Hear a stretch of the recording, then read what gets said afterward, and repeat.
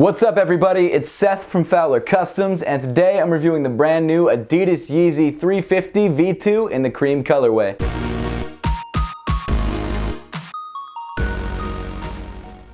Before I even get into the review, I need to give a huge thank you to Brian Wilson. He was watching mine and OT Dub's live stream on Saturday when we were trying to grab these pairs on Adidas.com. Both of us struck out, but Brian came through with 2 pairs and he got me one for retail, so seriously, thank you man, that's unbelievable. So if it wasn't for him, honestly, this review probably wouldn't have even happened. But of course, getting into the review, as you guys all know, this is the brand new Yeezy Boost 350 V2 in the cream colorway.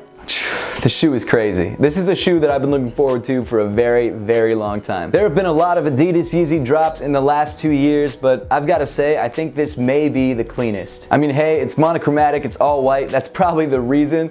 But man, this shoe pops. Moving into the upper itself, it's the same situation as all the other 350 V2s in that it's a one-piece booty construction and it's in this really thick prime knit. As I'm sure you've all noticed by now, the entire upper is draped in this light cream or white color. The main difference between this colorway and all the previous V2 colorways, other than obviously the color, is that although it still has this stripe along the side with the SPLY 350, it's all the same color so you can barely see it. Which, to be honest, I kind of think is a plus because I never liked that stripe in the first place. But if you look really closely, you can see that the stripes are still actually there, and the way you can tell is that the knit where the stripes are is actually a lot finer than it is on the rest of the shoe. Not only that, but if you look really closely at that top stripe, you can still make out the SPLY 350. As I mentioned before, the prime knit itself is exactly the same, so there's no differences in comfort or anything like that. One observation that I did have though is that because this is all one color and because it's all white, you can really make out all the little textural differences in the prime knit, which I think is kind of cool. Like when you look up close, you can see that sort of dot pattern in the toe box, and then as you move along to the back of the shoe,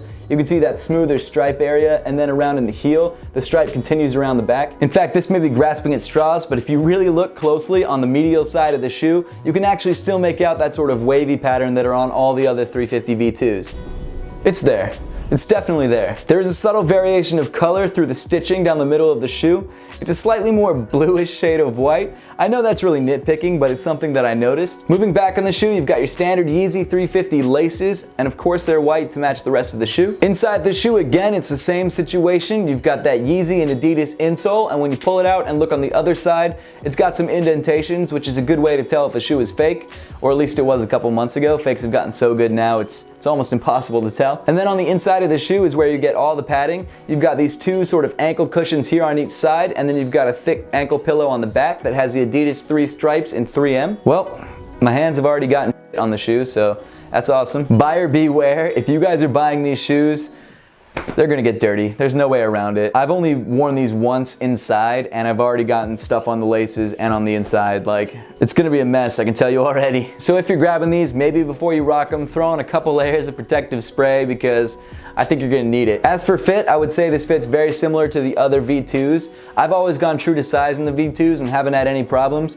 If you do have a problem with your true to size, you can always take out the insole, which is sometimes what I do. But honestly, I don't think you need to do that. You should be fine going true to size. Continuing around to the back of the shoe, you've got the newest addition to the V2 silhouette, the pull tab. Now, of course, this isn't the first colorway to have this pull tab. In fact, there were 2 previous V2s that had it as well.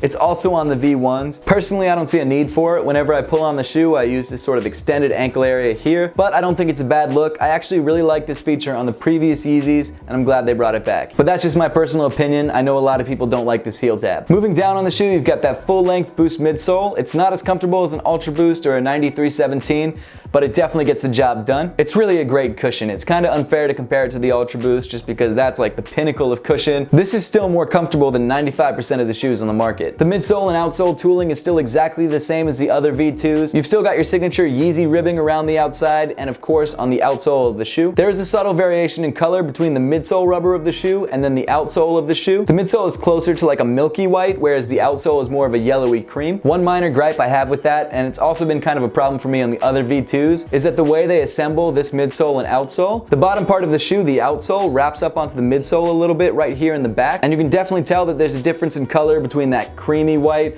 and then that milky white. It's not really a huge deal, but it just kind of bothers me that they did that. And also on previous V2s, when they have more of a black outsole, you'll notice that there's a lot of glue marks around this connection here, which kind of look bad on a black outsole. But again, the difference in color for me is just a little weird. Overall, this is a really great shoe. I love that Adidas has finally put out a monochromatic monochromatic V2. I think this all white look is just sick. Of course, the thing I'm worried about, and I'm sure a lot of you guys who have this pair are worried about too, is that as soon as you step outside, the shoe is gonna get dirty and there's nothing you can do about it. That's just the nature of having an all white shoe. But for those first few steps, when it's still looking fresh, you're gonna feel like a boss. I mean, afterwards you can just clean it. It's really not a big deal, but it's just something to keep in mind. As for the silhouette itself, I've always been a big fan of the V2s. I think it was a great upgrade from the V1s. I don't like the colorways as much, except for this one, but I think the actual comfort level and the actual look of the silhouette is a lot nicer. And I mean, the main draw, let's be honest, is that it's a Yeezy. So if you guys had the chance to grab these, I'm sure you did. To my knowledge, this is also the most GR Yeezy that's dropped. I believe there was 36,000 pairs in the US,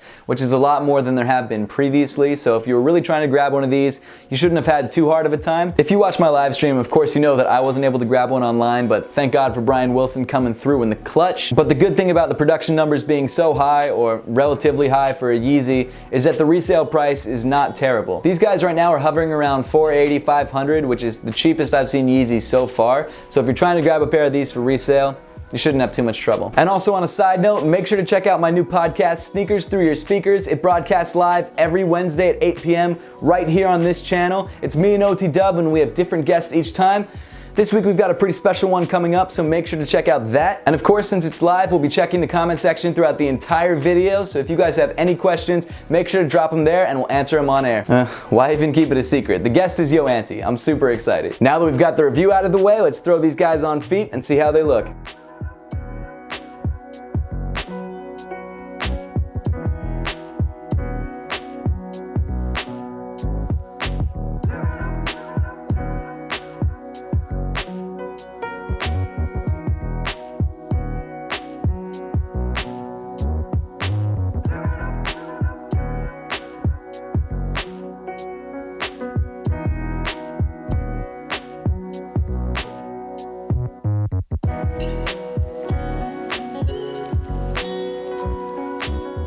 That's pretty much it for the video today, guys. Make sure to leave a comment in the comment section down below letting me know what you think of the cream V2s and what your favorite Yeezy colorway is. And as always, guys, thank you so much for watching. Please make sure to give this video a thumbs up if you liked it. Subscribe to Fowler Customs if you want to see more content just like this. And follow Fowler Customs on Snups, Instagram, and on Twitter.